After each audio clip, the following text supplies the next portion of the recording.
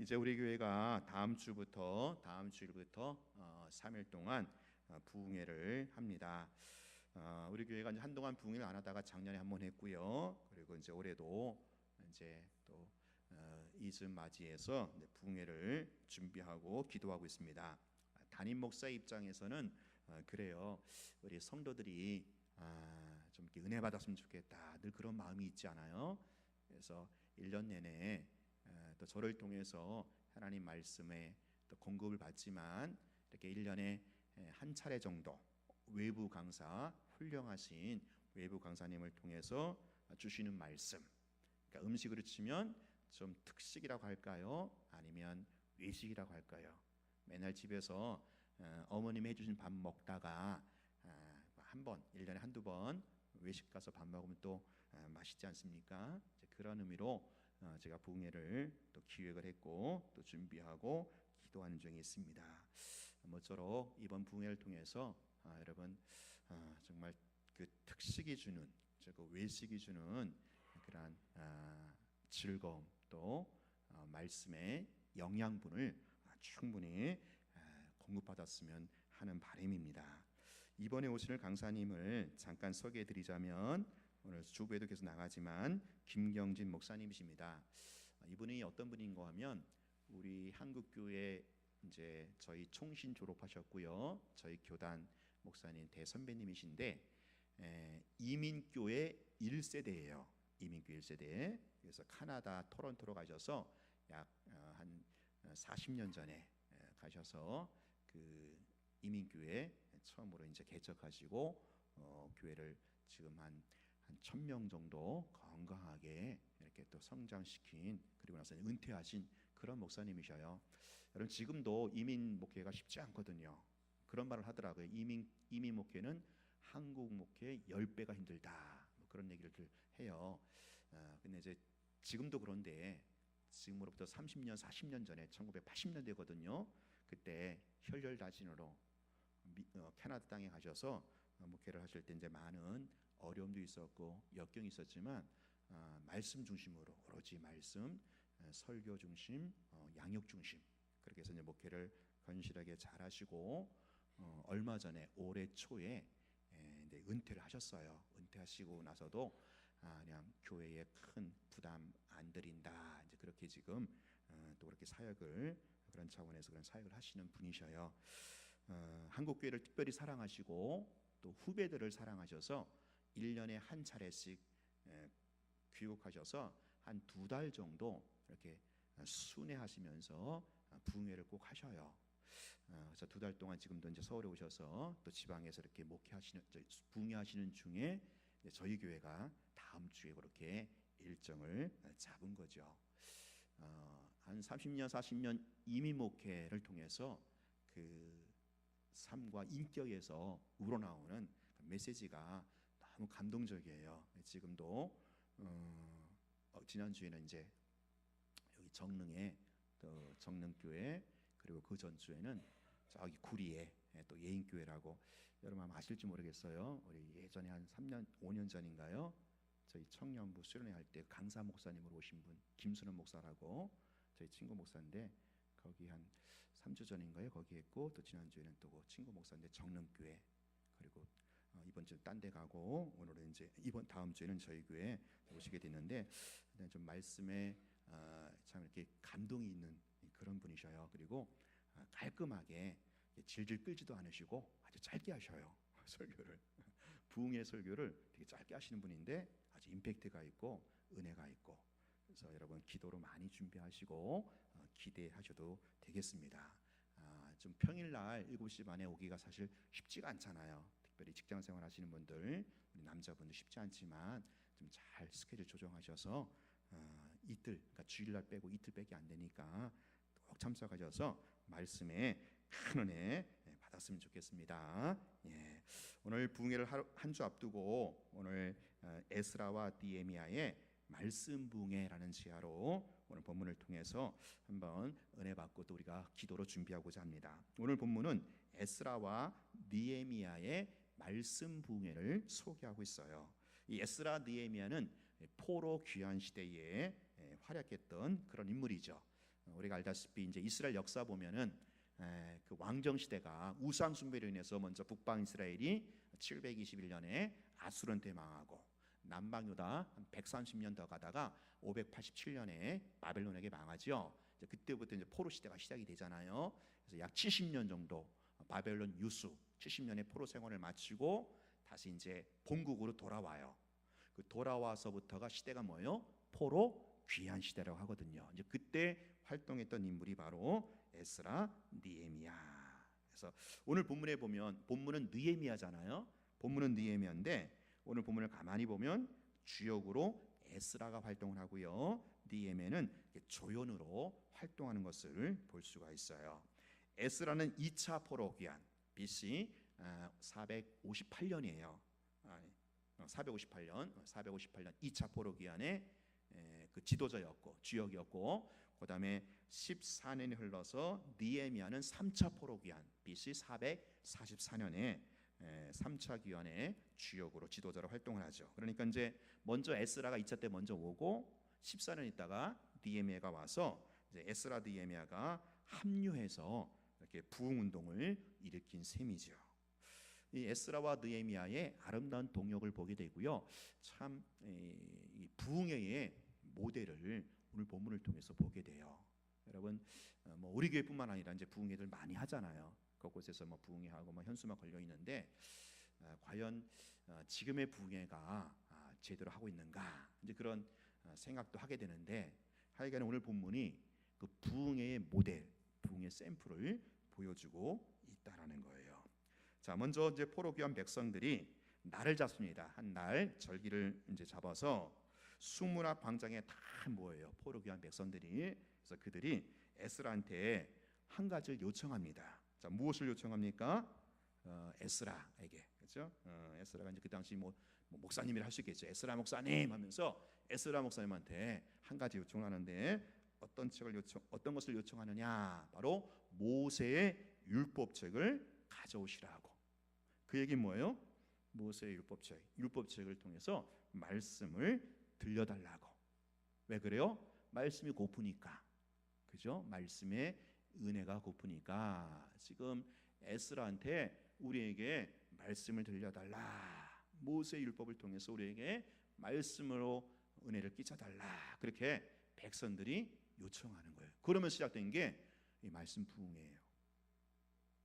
보통 이제 원래 그죠? 제가 부흥회하겠습니다. 여러분 모이세요. 보통 그렇게 하잖아요. 근데 여기는 그렇지가 않아요. 백성들이 회중들이 먼저 모여서 목사님한테 에스라 목사님한테 에스라 목사님 우리가 말씀이 고프다고 말씀의 은혜를 끼쳐달라고 이렇게 요청을 하고 있다라는 거예요. 참 아름다운 모습이죠. 참 바람직한 모습인 것 같아요. 우리 성도들이 말씀이 고파서 은혜를 사모해서 말씀 들려달라고 하는 이 아름다운 모습. 제가 이 모습 보면서 맞다. 진짜 성도는 말씀에 늘 갈급해 한다라는 거죠. 은혜를 사모한다라는 거예요. 그래갖고 지도자에게 우리에게 말씀을 들려달라고 우리에게 은혜의 말씀을 끼쳐달라고 이게 성도들의 필요더라고요. 필요. 진정한 성도의 필요가 뭐냐? 바로 말씀을 사모한다라는 거예요. 은혜를 갈급해 한다라는 거예요. 제가 이거 보면서 참 그렇구나. 이 시대도 마찬가지 아니겠습니까? 우리 교회 성도들도 마찬가지라고 봐요. 진짜 성도는 진짜 하나님의 백성들은요 말씀을 사모해요. 은혜를 갈급해요. 여러분 이 자리에 왜 오셨어요? 말씀 사모하니까 은혜를 갈급하니까 여기 오시지 않았습니까? 그냥 뭐 아무런 뜻도 없이 그냥 오신 게 아니잖아요. 여러분 영혼의 그 심연의 깊은 곳에는 정말 이 말씀에 대한 사모함이 있어요. 은혜를 갈급함이 이게 진짜 성도의 그 영혼이 요청하는 필요성이다라는 거죠. 제가 이걸 아니까 저는요 늘 말씀 준비에 부담이 있어요. 이게 좀 설교를 오래 하면 오래 할수록 이게 좀 배타랑이 될 것 같은데 그게 아니더라고요. 계속 늘 마음 한쪽 구석에 설교에 대한 그 영적 부담, 늘 한쪽 구석에 짓눌리는 그런 게 있어요. 그래가지고 말씀을 준비하는데 왜냐하면 성도들의 요구가 뭐예요? 성도들의 필요가 뭡니까? 말씀이 고프다는 거잖아요. 은혜를 받고 싶다는 거잖아요. 그걸 아니까 말씀 준비에 대한 늘 부담이 있는 거죠. 소홀히 할 수가 없는 거예요.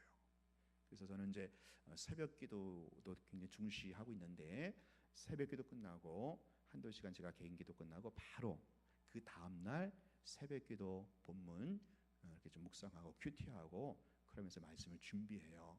왜냐하면 내일 새벽 기도 올 성도를 생각하니까 그분들이 그냥 오는 게 아니잖아요.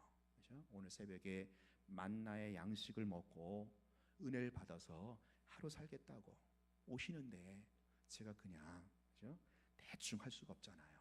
그걸 아니까, 그러니까 성도의 필요성이 뭔지를 아니까 이제 말씀에 대한 부담을 갖고 준비하게 되더라고요. 주일 예배 말할 것도 없죠. 그래서 저는 이제 수요 기도회 끝나고 목요일부터 되면 서서 이제 영적 스트레스가 되는 거예요. 부담이 되는 거죠. 이번 주일에 또 성도들 할 때 정말 은혜 받아야 되는데, 은혜를 끼쳐야 되는데, 왜? 성도들의 필요가 그거거든요. 우리에게 은혜를 달라, 말씀의 은혜를 끼쳐달라.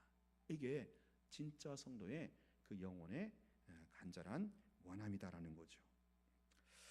자, 그래서 그렇죠? 그래서 이제 그렇게 이제 말씀을 우리에게 은혜를 끼쳐달라, 이렇게 성도들, 이 백성들이 에스라에게 요구를 하는 거예요. 자, 그래서 어떻게 합니까? 3절에 보니까 새벽부터 저녁까지 에스라가 특별히 만든 강단, 나무 강단에 올라가서 율법책 말씀을 읽죠. 말씀을 읽고 백성들은 그 말씀에 귀를 쫑긋 세우고 기울입니다. 여러분, 지금 에스라가 강단에서 하는 게 뭐예요? 말씀을 읽는 거예요. 말씀을 그대로 율법을 읽었습니다. 그리고 백성들은 그 말씀에 귀를 기울이고 들었어요. 한번 상상해 보세요. 그렇죠? 말씀을 읽고 말씀을 듣는 모세오경 율법을 가지고 그렇게 지금 그런 이제 그 장면이 지금 펼쳐지고 있는 겁니다. 소위 말해서 말씀 사경회가 이루어진 거예요. 말씀 사경회가. 에스라가 강단에 서서 딴소리한 게 아니에요. 뭐 시사 돌아가는 거 얘기한 것도 아니고, 국제 정세 얘기한 것도 아니고, 뭐 가정 생활 어떻게 해야 되는지 그런 거 얘기한 게 아니고, 물론 이제 본문에 그런 게 있으면 또 얘기하겠지만, 어쨌든 이제 에스라가 한 것은 그 당시 율법, 성경이죠. 모세오경을 그대로 읽었다라는 거예요. 그리고 이 말씀을 성도는 그대로 들은 거죠. 이게 바로 사경회 아니겠습니까? 사경회. 성경을 그대로 읽고 또 해석하고. 원래 우리 한국교회 초기 부흥의 형태가 바로 이 사경회였죠. 사경회. 우리 한국교회가 선교 역사상 유례없는 그런 부흥과 발전을 이루었는데, 그 특징이 이 두 가지예요. 두 가지가 있는데, 첫 번째가 뭐냐면은 바로 선교사가 들어오기도 전에 뭐예요? 성경이 있었다라는 거예요. 성경이 이미 이 발품을 통해서 성경이 이미 권선을 통해서 성경이 보급되어 있는 상태에서 선교사가 들어온 거예요. 그러니까 당연히 성경 중심의 이제 교회가 세워지고 선교가 이루어진 거죠. 이게 한국 교회의 가장 큰 특징 중에 하나거든요. 성경 중심의 선교. 그래서 우리 초대교회 부흥회도 항상 사경회에서 사경회 들어보셨죠? 사경회.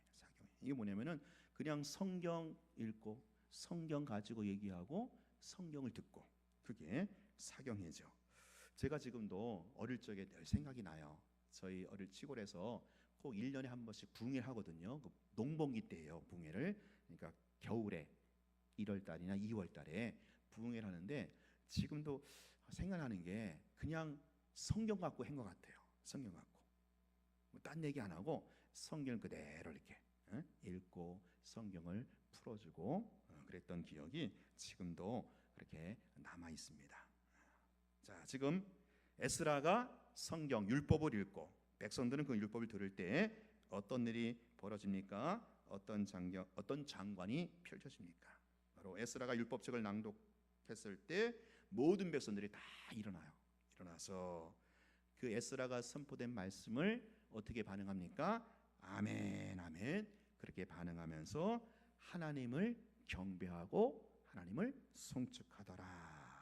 이게 지금 그죠? 말씀이 선포되고 그 말씀을 들은 자들의 반응이라는 거예요. 뭐라고요? 한마디로 말하면 하나님을 송축하고 하나님을 경배하는 거. 이게 바로 뭐예요? 말씀이 올바로 선포되면, 복음이 제대로 선포되면 이게 있어야 되는 거예요. 이게 하나님을 경외하는, 그렇죠? 하나님을 경외하는 그 하나님의 임재 앞에 서는,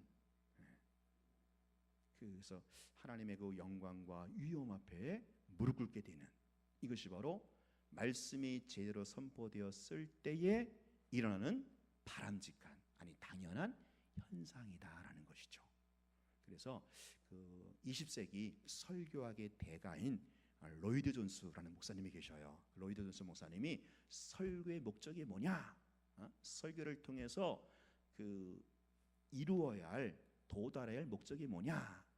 그것은 회중들로 하여금 하나님의 임재 앞에 서게 하는 거다. 그래서 하나님을 경외하게 만드는 거다. 그렇게 로이드 존스님이 말씀하셨어요. 여러분, 말씀을 통해서 은혜 받았잖아요. 그러면 뭐가 은혜 받은 거예요? 하나님의 임재 앞에 서는 거예요. 하나님의 그 영광과 하나님의 그 위엄 앞에, 나는 아무것도 아니구나.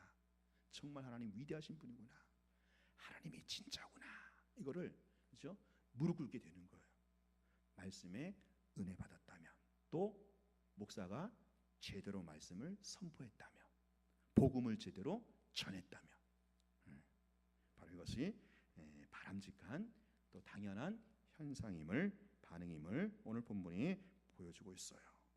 자, 그리고 또 오늘 본문에서 볼 수 있는 것이 에스라가 혼자 단독 플레이로 말씀 부흥회를 진행한 것이 아니죠.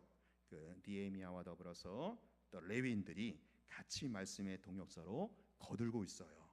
어떻게 이들이 말씀 사역에 동역하고 있습니까? 그 레위인들이, 그렇죠? 그러니까 에스라는 말씀을 선포하고 말씀을 읽잖아요. 그 읽은 말씀을 옆에 레위인들이 어떻게 해요?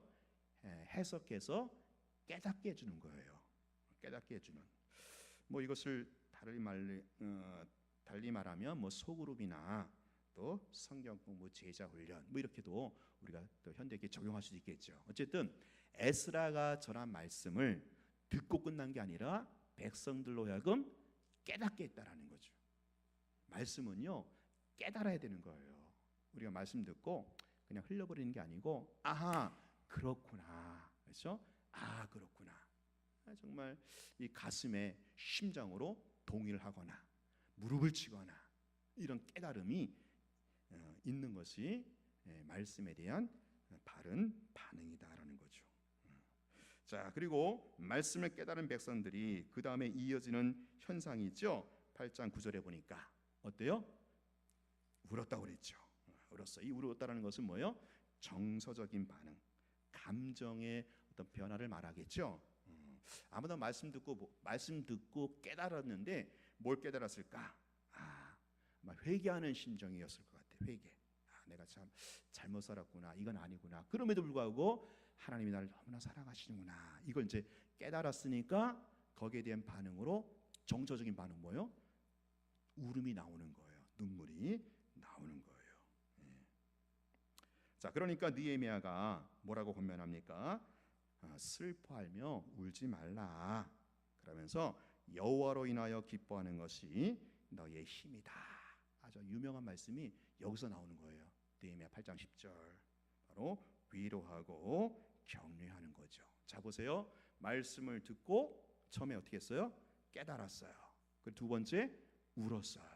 자, 그다음에 이어지는 행동이 뭡니까? 12절에 보세요. 12절에 보면 이제 그들이 함께 먹고 마시면서 함께 나누면서 음식을 나누면서 함께 먹고 마시면서 그 공동체 잔치를 벌여요. 공동체 잔치. 자, 거기까지 이어진다라는 거죠. 이게 말씀이 선포됐을 때 또 말씀에 대한 진정한 반응, 곧 진정한 말씀 부흥, 말씀 축제의 현상이라는 거예요.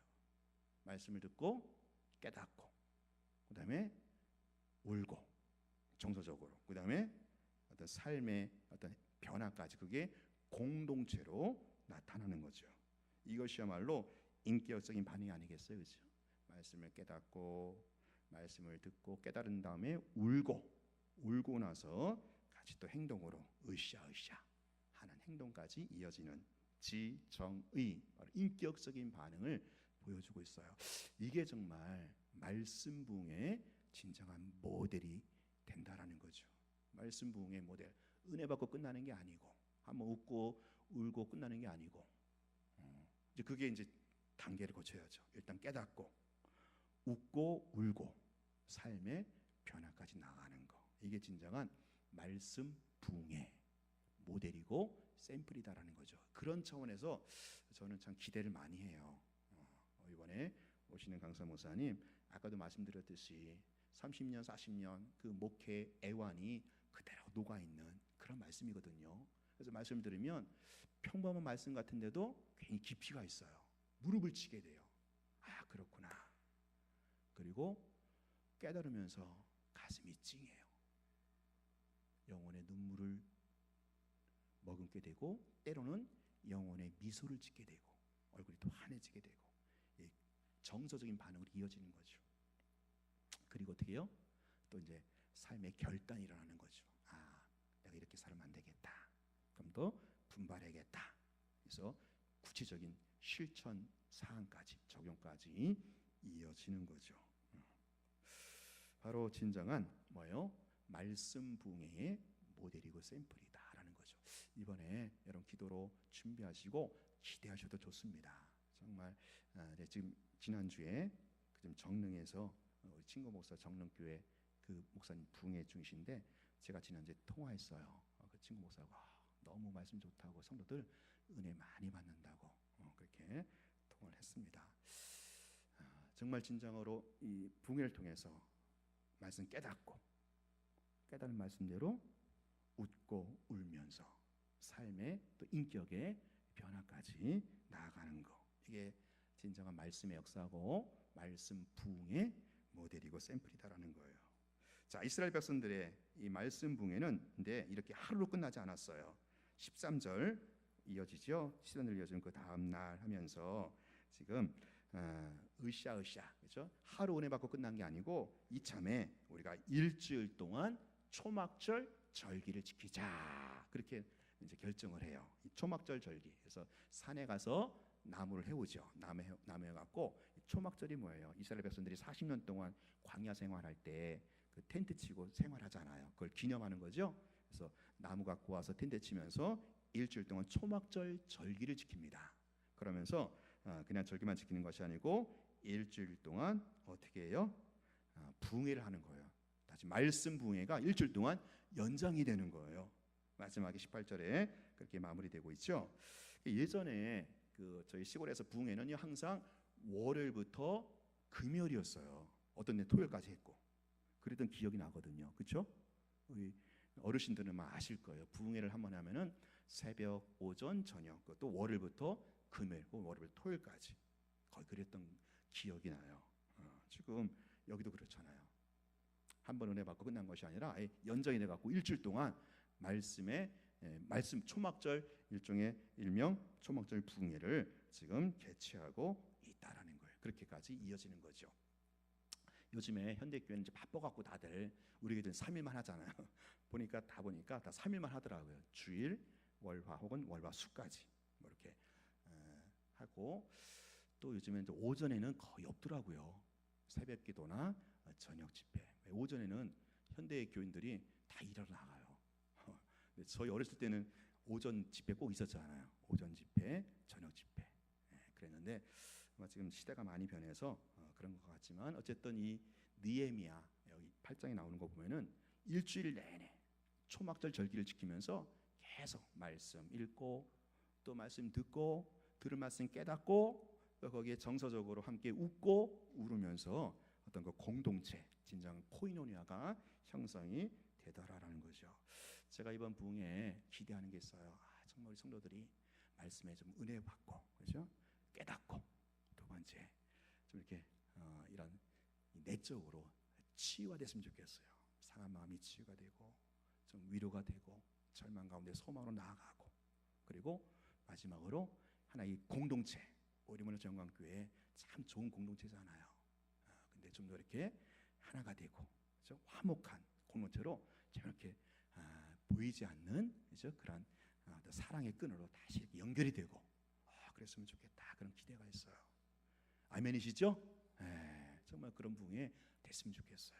첫 번째 말씀을 깨닫고, 두 번째 정서적인 반응과 치유가 일어나고, 세 번째 공동체가 하나의, 그렇죠? 화목의 공동체, 축제의 공동체, 신바람 나는 그런 공동체가 될 수 있기를 바랍니다.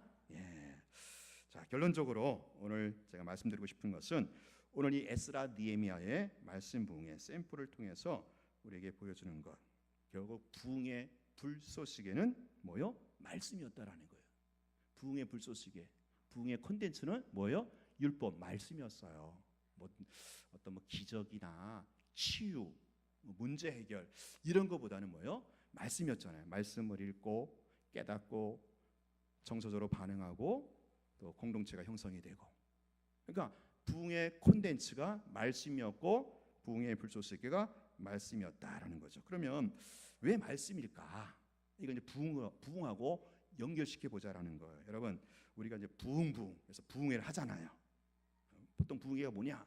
부흥이 뭐냐? 교회 숫자가 느는 게 부흥이잖아요. 이게 그런 이미지만 갖고 있는데, 성경적인 부흥이 뭐냐라는 거예요. 여러분, 성경적인 부흥의 개념은 다시 사는 거예요. 다시 사는 거. 그래서 영어로 리바이벌 하죠. 영어로 다시 사는 거. 그러니까 생명이 회복되는 거예요.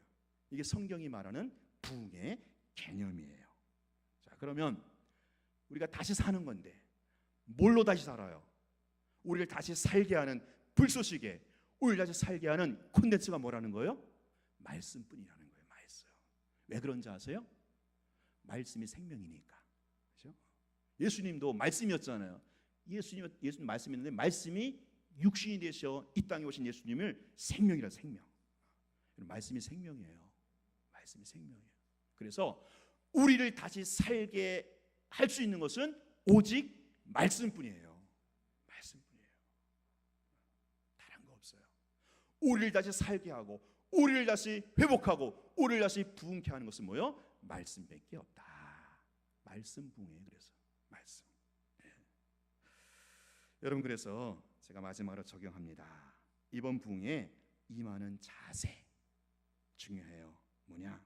말씀이 생명인 줄 알기에, 그 말씀만이 내 지금 침체된 깔아앉은 영혼을 살릴 수 있다라고 하는, 그렇죠? 이 인식을 가지고, 하나님, 말씀으로 나를 다시 한번 소생시켜 주옵소서. 말씀으로 내 영혼을 살려 주시옵소서. 그렇죠? 그런 자세, 그런 태도를 한번 임해 보세요. 왜 은혜 복 받겠습니까? 절박한 거죠. 왜? 내가 지금 영혼이 처져 있잖아요. 내 영혼이 축 처져 있잖아요. 내 영혼이 지금 자고 있잖아요. 죽어가고 있잖아요.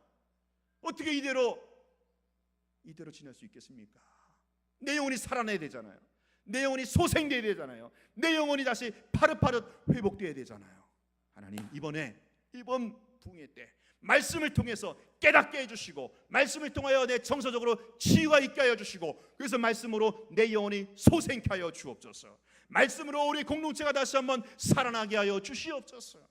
말씀만이 생명이라는 거예요. 그 말씀이 내 안에, 내 뼛속 깊이, 말씀의 DNA가 새겨지는 그런 부흥회가 될 수 있도록 여러분 그렇게 사모하시고, 그렇게 기도로 여러분 준비해 주시기 바랍니다. 그리할 때 말씀 시간을 통해서 깨닫게 되실 거고요. 무릎을 치면서 영혼에 무이소를 지으면서 더 나아가 내 영혼이 치유가 돼요. 정서적으로 치유가 되고 회복이 될 거예요. 더 나아가서 말씀으로 다시 한번 견고하게 세워지는 화목의 공동체, 사랑의 공동체에 이르게 될 줄로 믿습니다. 기도하겠습니다. 하나님 아버지,